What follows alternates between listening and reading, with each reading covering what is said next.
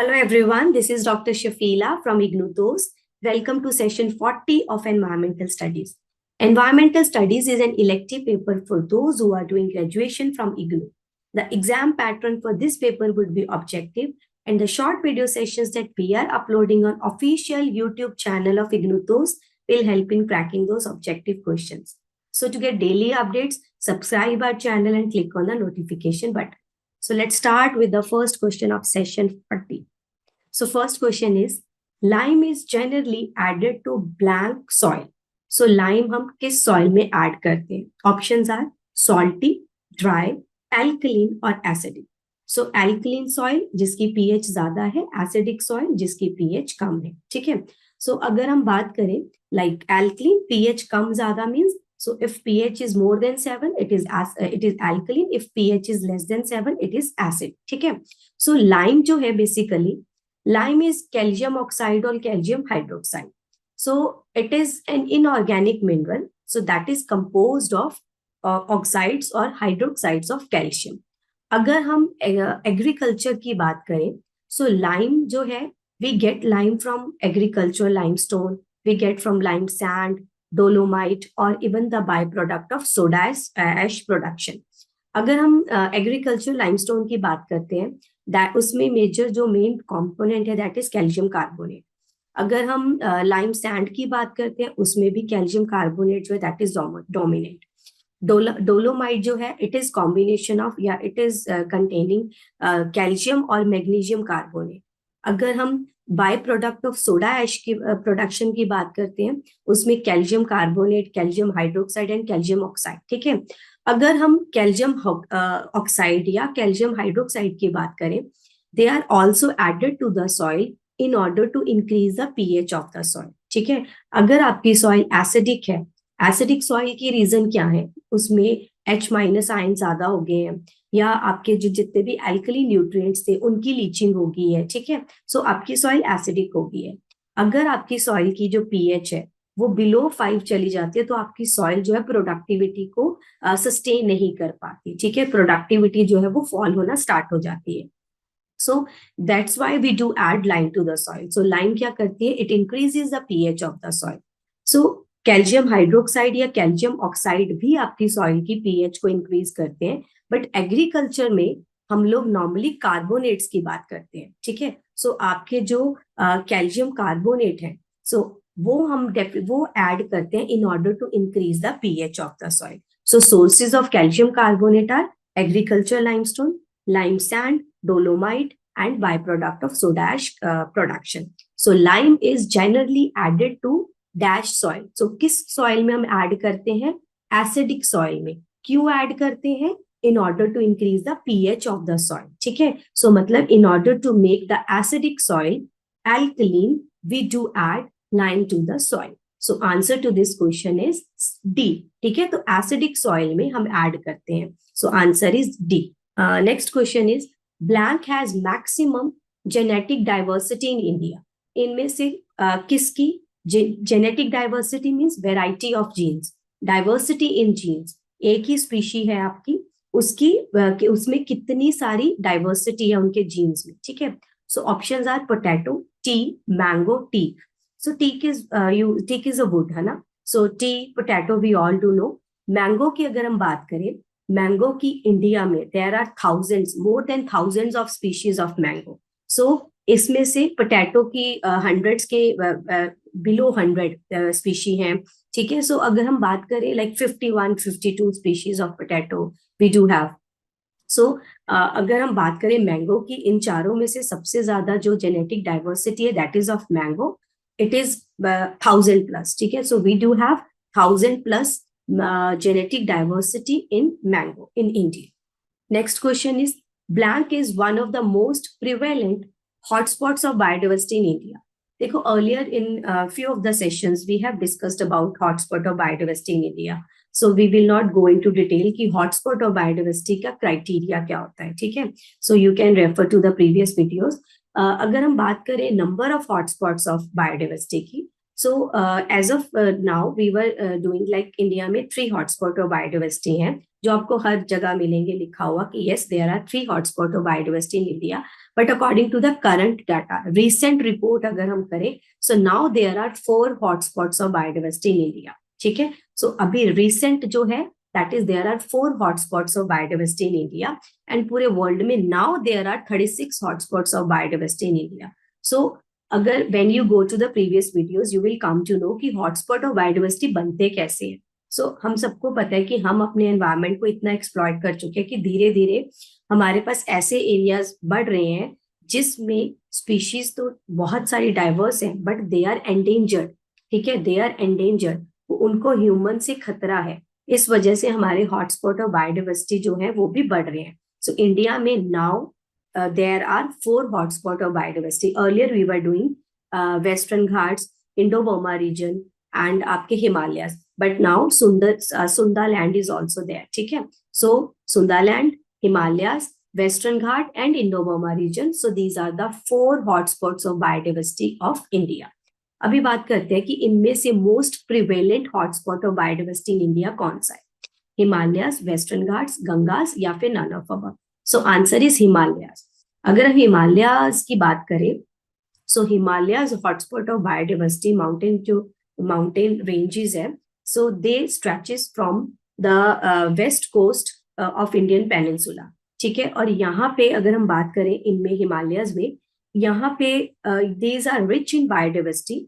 यहाँ पे जो मेजर वेजिटेशन है, मतलब इस यहाँ पे डेंस फॉरेस्ट है। ठीक है, सो इतने डेंस फॉरेस्ट हैं कि there is very less human interference. इतने डेंस फॉरेस्ट हैं कि ह्यूमन इंटरफेरेंस कम है। ह्यूमन इंटरफेरेंस कम है तो वहां की बायोडाइवर्सिटी रिच है। ठीक है, और इस वजह से वो प्रिवेलेंट है क्योंकि वहां पे ह्यूमन का वाइल्ड लाइफ के साथ इंटरेक्शन कम है। क्यों कम है? Because they are very dense, they are dense forest, जिसके कारण ह्यूमन की इंटरफेरेंस कम है, तो उन स्पीशीज को ह्यूमन से डेंजर कम है। मतलब these are most prevalent hotspot of biodiversity in India. ठीक है, Himalayas are the most one of the most prevalent hotspots of biodiversity in India. So answer is A. Next question is Galapagos finches are good examples of. So Galapagos, these are the islands. Finches you can see on the screen. So these are the finches. It's a bird. ठीक है, these are the examples of. ये किसकी examples है? So extinction मतलब खत्म होना जो अभी अर्थ पे नहीं है। Heterochromia, हेट्रोक्रोमिया का मतलब होता है, heterochromia means when a person, same person is having different coloured eyes. ठीक है, एक ही पर्सन की जब 2 डिफरेंट आईज होती हैं, कलर की आईज होती है, दैट इज हेट्रोक्रोमिया।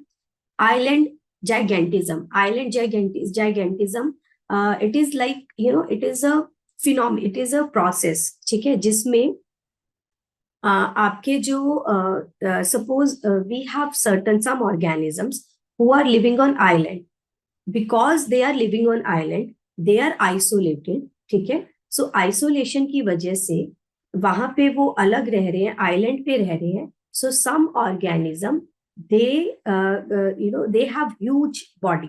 ठीक है, then the species that is living on the main stream land. ठीक है, सो मेन लैंड के ऊपर जो उनकी स्पीशीज रह रही हैं, उनसे जो आइलैंड के ऊपर स्पीशीज रह रही हैं उनका जो साइज है वो बिगर है। So that is island gigantism. ठीक है, सो फॉर एग्जांपल टॉर्टॉइस की बात करते हैं। So I will show you the picture in the next slide. So this is the first is heterochromia. So second is the example of आपकी turtle की example है। So this is gigantism, island gigantism. So ये जो tortoise है, if that this tortoise is living on the island, तो इसका जो size है वो अपनी जो मेनलैंड स्पीशीज है उससे ज्यादा हो रहा है। अच्छा, ये ऐसा क्यों है? आइलैंड जाइगेंटिज्म ये है क्यों? देखो क्योंकि आइलैंड है, वहां पे रिसोर्सेज आर लिमिटेड, वहां पे स्पेस इज लिमिटेड, जिसके कारण जो बिगर मैमल्स थे, बिगर जो कार्निवोर्स थे, उनका साइज कम हो रहा है। ठीक है, अब उनका साइज मतलब इतने उनका साइज कम हो रहा है, उनका नंबर कम हो रहा है। उनका नंबर कम हो रहा है तो प्रिडेशन कम हो रही है। प्रिडेशन कम हो रही है तो लोअर लेवल पे जो एनिमल्स हैं, लोअर ट्रॉफिक लेवल पे जो एनिमल्स हैं, उनको खाने वाले बिगर जो कार्निवोर्स है वो कम है।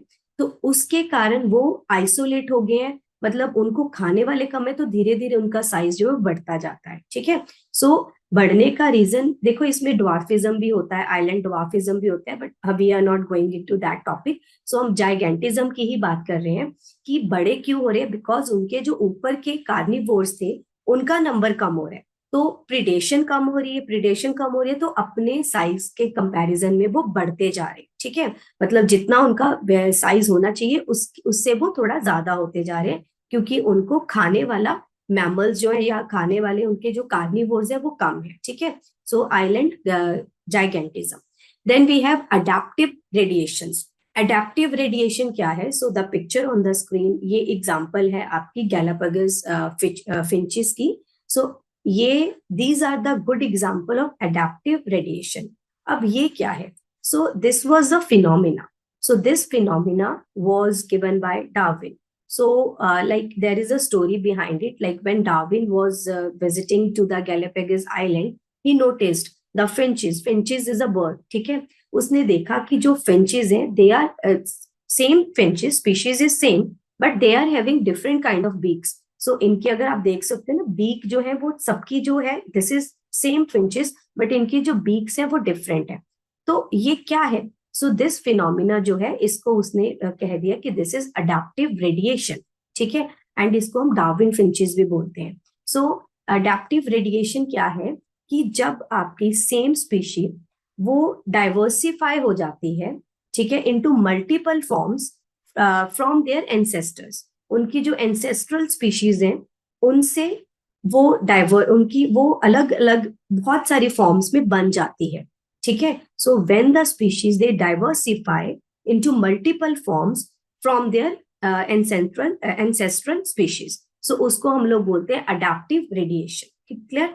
सो मतलब ओरिजिनली उनके जो एंसेस्टर थे उसमें से ही निकलती हैं, उसमें से ही they evolve, they radiate from the ancestral species only, but into different forms. ठीक है, अगर हम गैलापागोस फिंचेस की बात करें, सो इनकी जो बीक्स हैं ये इवॉल्व हो गए हैं. ठीक है, बीक्स जो है ये इवॉल्व हो गया, like from the food eating to the you know the from the food, जो मतलब किस तरह का फूड ये लोग खाते हैं. ठीक है, from seed eating to the vegetarian to the worm eating, insect eating. तो उस हिसाब से कि फूड कैसा है, इनको किस तरीके का फूड अवेलेबल है, उस हिसाब से इनकी जो बीक्स हैं वो चेंज हो गई हैं. ठीक है, सो चेंज हो गई हैं. पहले वो सीड ईटिंग थे, फिर वो वेजिटेरियन बने, फिर वो इंसेक्टिवोर्स बने. ठीक है, सो ये क्यों होता है? अडेप्टिव रेडिएशन क्यों है? It depends upon the environmental factors. It depends upon the resources available. किस तरह के फूड रिसोर्सेज अवेलेबल हैं, किस तरह के एनवायरमेंटल फैक्टर्स अवेलेबल हैं, उसके अकॉर्डिंगली ऑर्गेनिज्म अपने आप को अडेप्ट करता है और वो चेंज होता है धीरे धीरे. सो इसकी जो बीक्स हैं वो चेंज हुई है because of the food availabilities. ठीक है, because of the environmental conditions. So अपनी एंसेस्ट्रल स्पीशीज से ये डाइवर्सिफाई हो गए into multiple forms. So that is adaptive radiation. So Galapagos finches are good example of adaptive radiation. ठीक है, so island gigantism, it is a process जिसमें अगर किसी कोई ऑर्गेनिज्म आइसोलेट है and it is living on isolated island, उसका जो size है वो मतलब ड्रामेटिकली बढ़ना स्टार्ट हो जाता है, इंक्रीज करना स्टार्ट हो जाता है then the species who are living on the mainland.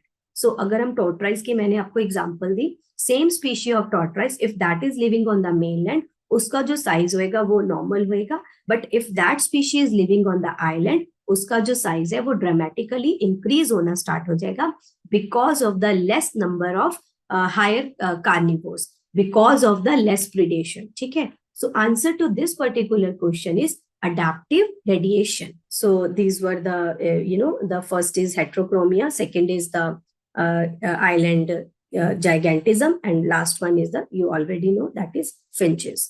So next question is, blank is one of the least porous soil. ठीक है, इनमें से किस सॉइल में पोरोसिटी सबसे कम है, पोर सबसे कम है? देखो, किसी भी प्लांट की या क्रॉप की प्रोडक्टिविटी के लिए सॉइल का फर्टाइल होना जरूरी है, दैट वी नो, है ना। फर्टाइल होने से पहले सॉइल में पानी का होना एंड एयर का होना इज नेसेसरी, ठीक है। सो फर्टाइल इज द, वो तो चाहिए, प्रोडक्टिविटी ज्यादा है तो फर्टाइल होनी चाहिए सॉइल, लेकिन उससे पहले, फर्टाइल होने से पहले दो चीजें बहुत इंपॉर्टेंट है सॉइल में, that is air and water. Clear. So इसमें से पोरस सॉइल का मतलब है कि एयरी कम है, या एयरी, पोरस मतलब एयर, ठीक है। सो जितनी पोरस ज्यादा होगी एयरी ज्यादा होगी, जितनी पोरस कम होगी एयर कम होगी। क्लियर। तो अगर हम पीट सॉइल की बात करें, so peat soil is on the left of on the screen. So peat में, पीट सॉइल जो है it is made up of organic matter, ठीक है। सो पीट सॉइल जो है it is, you can say it as organic fertiliser.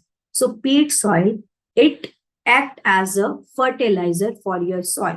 So peat soil जो है ये अच्छी खासी पोरस होती है, क्योंकि ये किससे बनी है, ऑर्गेनिक मैटर से बनी है।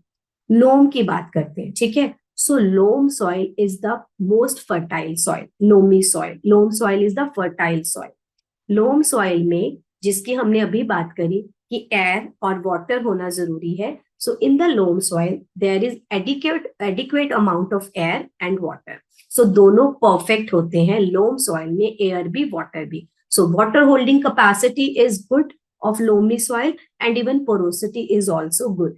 अगर आप पिक्चर देखोगे on screen, second picture, like centre में देयर इज लोम सॉइल, उसके ऊपर clay, then sand on the left, then on the right it is silk, ठीक है।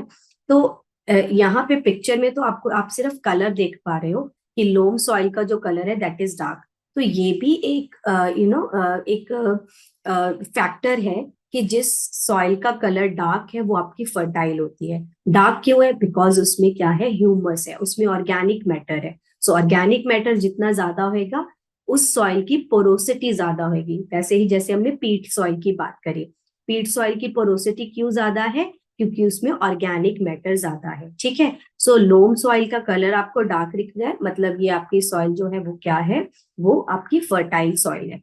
लोमी सॉइल में एडिक्वेट अमाउंट ऑफ वाटर होता है, और एडिक्वेट ही आपका क्या होता है, पोर्स होती है, ठीक है। अगर हम क्ले सॉइल की बात करें, सो फाइनेस्ट सॉइल पार्टिकल्स होते हैं क्ले के। क्ले के सबसे छोटे पार्टिकल्स होते हैं। देखो जितने फाइन पार्टिकल्स होंगे they will be tightly bind to each other, जितने बड़े पार्टिकल्स होंगे they will be loosely bind to each other.